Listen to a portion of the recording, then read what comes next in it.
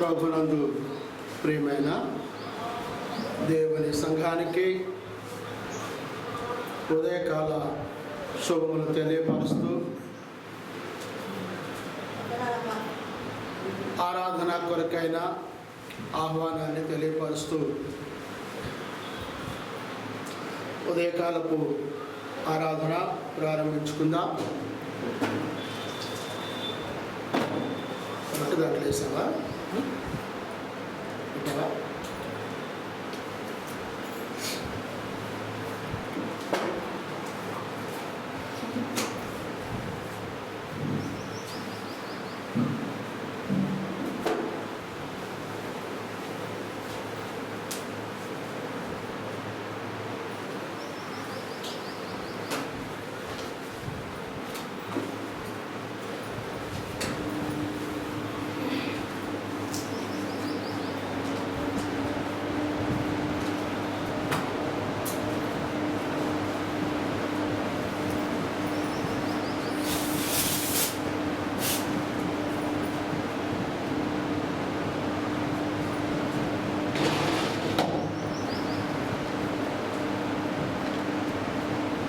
మంచిదండి, చాలా సంతోషం.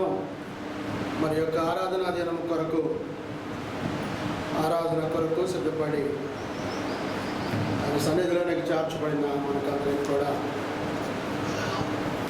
ఈ సమయంలో శుభాభివందనాలు తెలియపరుస్తున్నాను. ప్రతి ఒక్కరికి కూడా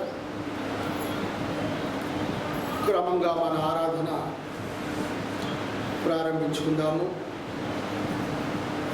ప్రార్థన ద్వారా మన ఆరాధనను ప్రారంభించుకొని సత్యదేవుని ఆరాధించేటువంటి వారంగా మనము ఉండాలని ప్రభు పక్షాన్ని మిమ్మల్ని ప్రార్థిస్తున్నాను. సమయానికి రండి. ఆలస్యం చేస్తున్నారు. వేసవికాలం మొదలైనా కానీ ఆలస్యం చేస్తున్నారు.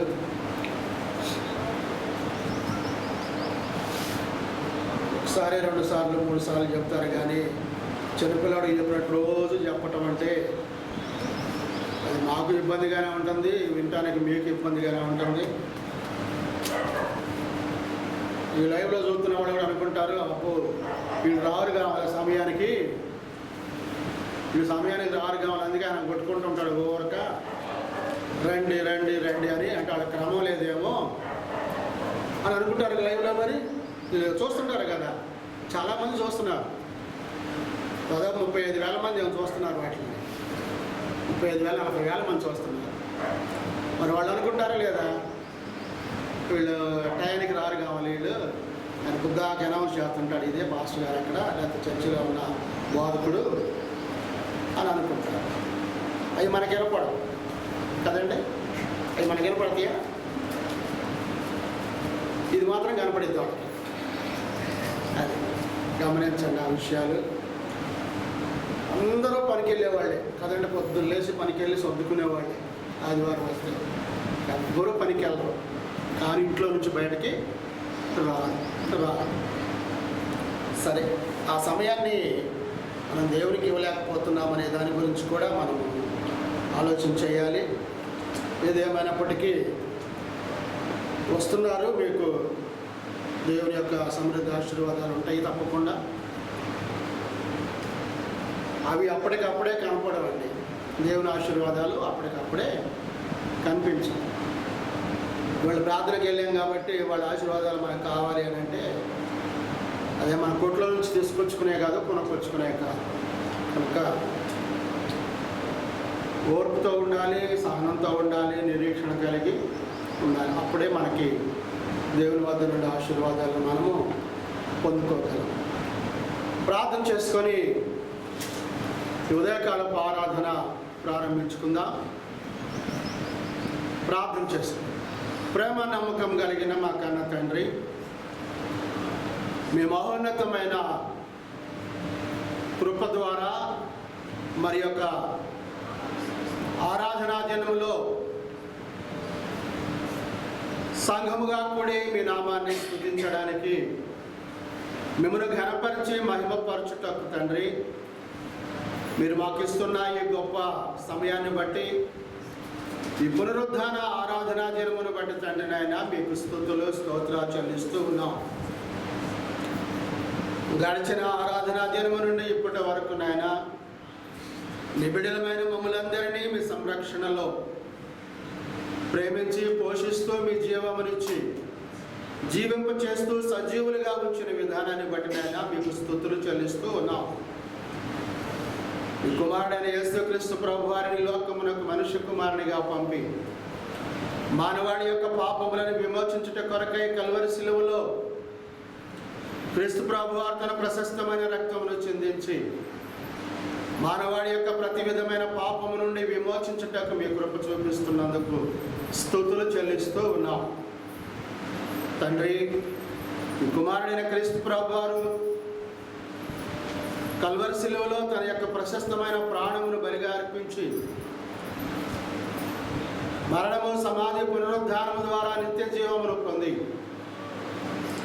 మానవాళికి పాప క్షమాపణతో పాటుగా నిత్య జీవమును దయచేయటకు తండ్రి మీ కృపను చూపిస్తున్నందుకు మీకు స్తుతులు చెల్లిస్తున్నాము, కృతజ్ఞతలు చెల్లిస్తూ ఉన్నాం.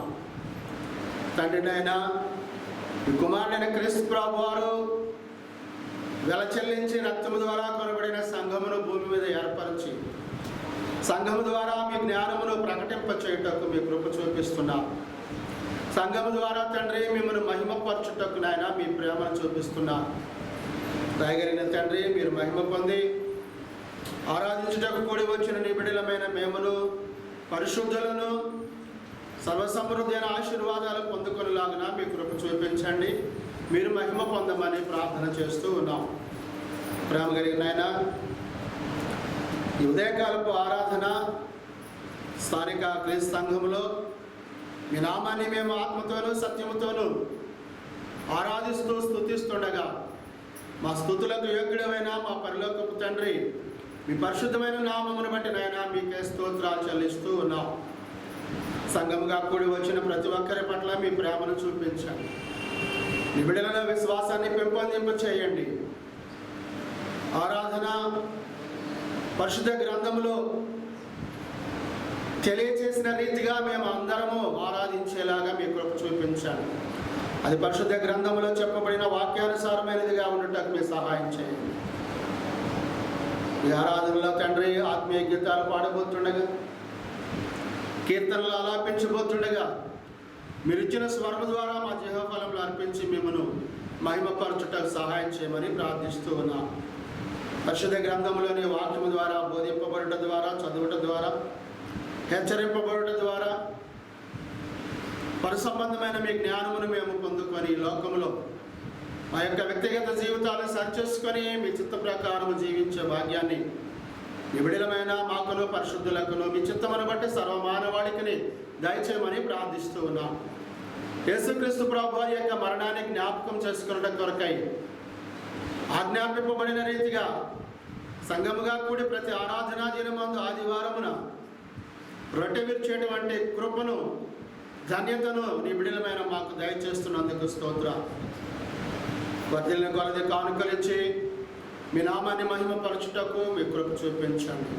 మీ రాజ్య సువార్త పని కొరకై మేము ప్రోగు చేయలాగినా మీ కృప చూపించమని ప్రార్థిస్తూ ఉన్నాం. ప్రేమ కలిగిన తండ్రి, ఈ యొక్క ఉదయకాలపు ఆరాధనలో మీ లేఖనాల ద్వారా నిబిడలమైన మేము ఇరువురు మాట్లాడబోతుండగా మీ జ్ఞానముతో మమ్మల్ని బలపరచండి.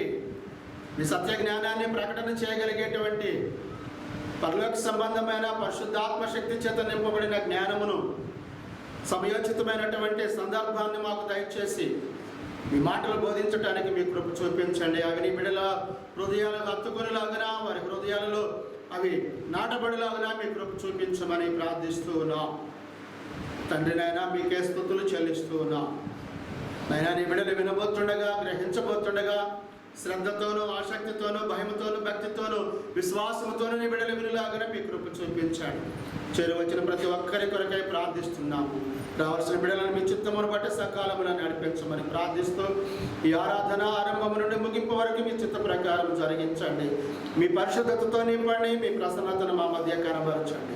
ఈ ప్రాంగణమును, ఈ పరిసర ప్రాంతములంతటినీ మీ ఆధీనంలో ఉంచమని ప్రార్థిస్తున్నాం. దుష్టునికి ఏ విధమైనటువంటి తావు లేకుండా దుష్టుని క్రియలు లయపరచమని బ్రతిమాలుకుంటూ ఘనత మహిమ ప్రభావాలు మీకే చెల్లించుకుంటూ ఈ ప్రార్థన యేసుక్రీస్తు వారి ద్వారా స్తుతించి అడిగి వేడుకుంటున్నాము తండ్రి. ఆమేన్. అందరికీ వందనాలండి.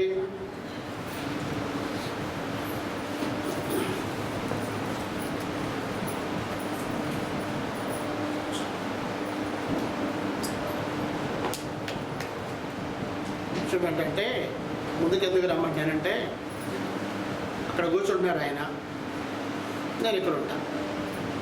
ఆయన ఇక్కడికి వస్తే నేను అక్కడ కూర్చుంటాను. అక్కడ కుర్చీ ఎనీ టైం ఖాళీగానే ఉంటుంది. అది నాకు కొంచెం అనిపించింది. అందుకోసమని ఆ కుర్చీల్లో మీరుంటే మేము ఒక్కళ్ళ మీద అక్కడ ఉండేది ఎప్పుడు కూడా. అందుకొరకనే మీకు ముందు ఏర్పరిచాను. అదిగా కొంత కుర్చీలు కూడా సరిపోవటం లేదు అని కొంత ఆలోచన వచ్చింది. మరి దేవుని చిత్తం అయితే ఎవరైనా కుర్చీలు ఇచ్చేవాళ్ళు ఉంటే ఇవ్వండి. తప్పేం ఉందమ్మా, తప్పేం కాదు కదా. నా ఇంట్లో కడగట్లేదు కదా నేను. దేవుని సన్నిధిలోనికి మరి పెద్దవాళ్ళు కొంచెం కూర్చునే పరిస్థితి లేదు. సరే, కింద కూర్చునే వాళ్ళు అంటే కూర్చుంటారు, వాళ్ళు అలవాటు కాబట్టి మనం ఏం చేయలేము. దానికి మనకు ఒక అలవాటు అయిపోయింది. కొంచెం ప్రశాంతంగా ఉండాలి. కింద కూర్చొని అటు అలసట ఇటు అలసట కన్నా ప్రశాంతంగా కూర్చొని మంచిగా దేవుని స్తుతిస్తూ గనపరిస్తే ఆయనకి ఇష్టంగా ఉంటుంది. అలాగా అని మేము ఆలోచన పెట్టాం. కానీ లేకపోతే మేము కూడా కింద అయితే ఇంకా ఇంకో 30 మంది పడతారు. 30 మంది పడతాం కాదు. ఇక్కడ సంఖ్య పెరగడం కాదు కావాల్సింది. ఇక్కడ సంఖ్య కాదు మేము కోరుకుంటుంది, జనాల సంఖ్య కోరుకుంటున్నారు. అదే మేము కోరుకుంటాము. కానీ సంఖ్య కన్నా ముందు ఏం కోరుతామంటే ఆత్మీయంగా ఉండాలి, ఆత్మీయంగా బలపరచబడాలి, సంఘం అంటే ఏదో తెలుసుకోవాలి, సత్యం అంటే ఏదో గ్రహించాలి, విశ్వాసంలో ఉండాలి అనేటువంటి ఆలోచనే మాది. వచ్చే కొద్దిమంది అయినా చాలు. ఇరుకు మార్గంలో ఎంతమంది వెళ్తారు? కొద్దిమందే వెళ్తారు. విశాల మార్గంలో అనేక మంది వెళ్తుంటారు. అలా అనుకోవడం రావటమే మనం వెళుతుంది ఇరుకు మార్గము. ఇరుకు మార్గంలోనే చాలా ఇబ్బంది ఉంటుంది, లోబడి ఉంటుంది, ఒత్తిడి ఉంటుంది, అన్నీ ఉంటాయి దీంట్లోనే. అయినా కానీ అంతిమంగా ఏంటంటే మనకి శాంతి సమాధానాలు వస్తాయి. అది అనేది మనం గుర్తుపెట్టుకోవాలి. విశాల మార్గాన్ని మనం ఎంచుకున్నట్లయితే మన మార్గం సరైనదిగా ఉండదు అనే విషయాన్ని గమనించాలి. ఇంకా చాలామంది రాలేదే, 5 కుర్చీలు కాలేదు. మంచిదండి. దేవుని స్తుతిస్తూ మనము ఆత్మీయ గీతాలను మనము పాడుదాము అందరం కలిసి. మేము ఒక పాట ఏమో అందరికి వచ్చింది పాడుతున్నాము, ఒక పాట ఏమో నేర్పే పాట పాడుతున్నాము. సహోదరులకు కూడా అలానే ఒక పాట ఏమో అందరికి వచ్చేది పాడుతున్నారు, ఇంకోటేమో నేర్పేది పాడుతున్నారు. మీరు ఎందుకు నోర్లు విప్పటం లేదు? విప్పండి. అనేకమైన స్థలాల్లో మనం నోర్లు విప్పుతున్నాము. దేవుని సన్నిధిలో మనం నోర్లు విప్పలేని వారంగా ఉంటున్నాము. అది దేవుని నామానికి ఘనత, అవమానమా? అవమానం. అది గుర్తుపెట్టుకోండి. ఇలా అంటుంటాం మేము. ఖచ్చితంగా మేము మా బాధ్యత చెప్పటమే. పాటించడం పాటించకపోవడం అనేది అది మీ ఇష్టం. మీ మనస్సాక్షిని బట్టి మీరు దాన్ని అలవాటు చేసుకోవటమే మీ ఆలోచన. ఒక పనికి వెళ్తున్నామంటే ఆ పనిలో మనము నైపుణ్యత కలిగిన వారంగా ఉంటామా, నైపుణ్యత లేని వారంగా ఉంటామా? మంచి ఎక్స్పీరియన్స్, నైపుణ్యత అంటే ఎక్స్పీరియన్స్ ఉంటుందా ఉండదా? కాబట్టి దేవుని సన్నిధిలోకి వెళ్తున్నామంటే మనకు కూడా ఏదో ఒక ప్రాధాన్యతలో మనం ముందుండాలి అనే విషయాన్ని మనం కూడా గమనించాలి.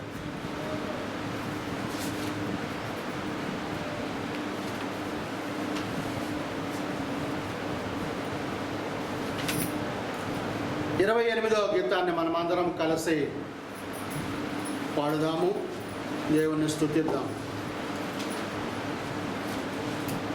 దేవుని యందు నిరీక్షణ ఉంచి ఆయనను స్తుతించు నా ప్రాణమా.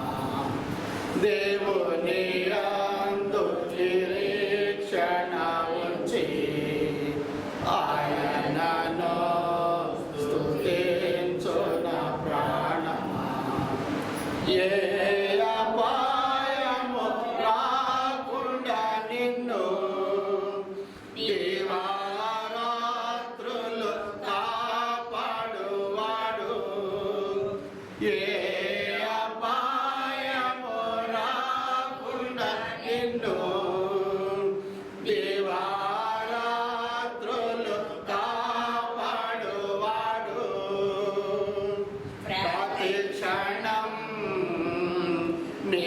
పక్షముండో రక్షకుడో ప్రతి క్షణం నీ పక్షముండో రక్షకుడో దేవుని యందు నిరీక్షణ ఉంచి ఆయనను స్తుతించున ప్రాణమా చీకటిని వెలుగుగా చేసి ఆయన నీ ముందు నడుచువాడు చీకటిని వెలుగుగా చేసి ఆయన నీ ముందు నడుచువాడు సత్యమగు జీవమగు సత్యమగు జీవమగు మార్గమేసే దేవుని యందు నిరీక్షణ ఉంచి ఆయనను స్తుతించున ప్రాణమా తల్లి తన బిడ్డను మరచినను మరువడు నీ దేవుడు నిన్ను తల్లి తన బిడ్డను మరచినను మరువడు నీ దేవుడు నిన్ను తల్లి కన్నా తండ్రి కన్నా ఉత్తముడు తల్లి కన్నా తండ్రి కన్నా ఉత్తముడు దేవుని యందు నిరీక్షణ ఉంచి ఆయనను స్తుతించున ప్రాణమా నీకు విరోధముగా రూపించిన ఏ విధాయుధమును వాటిల్లదు నీకు విరోధముగా రూపించిన ఏ విధాయుధమును వాటిల్లదు శత్రువులు మిత్రులుగా మారుదురు శత్రువులు మిత్రులుగా మారుదురు దేవుని యందు నిరీక్షణ ఉంచి ఆయనను స్తుతించున ప్రాణమా స్తుతి మహిమలు నీకే ప్రభు నిత్యము నిన్నే కొనియాడెదా స్తుతి మహిమలు నీకే ప్రభు నిత్యము నిన్నే కొనియాడెదా హల్లెలూయా హల్లెలూయా హల్లెలూయా హల్లెలూయా హల్లెలూయా హల్లెలూయా దేవుని యందు నిరీక్షణ ఉంచి ఆయనను స్తుతించున ప్రాణమా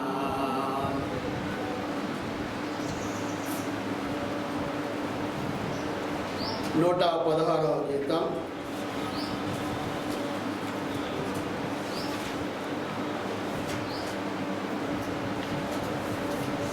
నా స్తుతి పాత్రుడా నా యేసయ్యా, నా ఆరాధన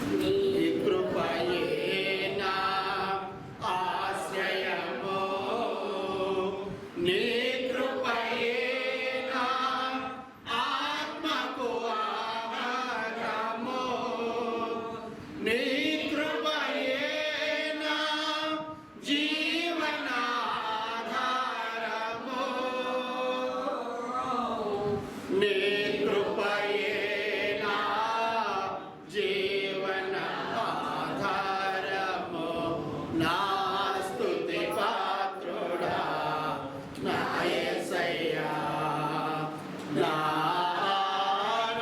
ఆరాధనకు నీవే యోగ్యుడవయ్యా. నా ఆరాధనకు నీవే యోగ్యుడవయ్యా. నా స్తుతి పాత్రుడా నా యేసయ్యా. నీ సౌందర్యము యెరూషలేము